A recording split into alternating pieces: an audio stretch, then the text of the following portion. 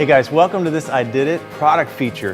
This is all about the different ignition options you have, whether it's integrated or on your dash, so you can choose your driving experience, what level of security and features you want. So we're all familiar with the standard ID Classic, right? A keyed ignition system.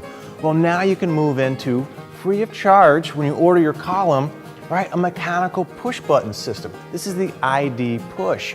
It's great. It's keyless, right? It's simple.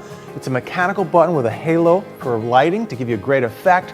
It's easy to install, it's easy to use, and it's very affordable. Now, if you want to start upgrading and getting yourself better options such as security, you can do the ID Push Plus, right? This is going to add the key fob. It's going to add the level of security so it activates and deactivates the ignition, right? And it gives you the indicator status right there on that LED light. Now, if we move up, really get into the high-tech and cool feature of a touch system, right? So it's the ID Touch, not a mechanical system, nothing to wear out.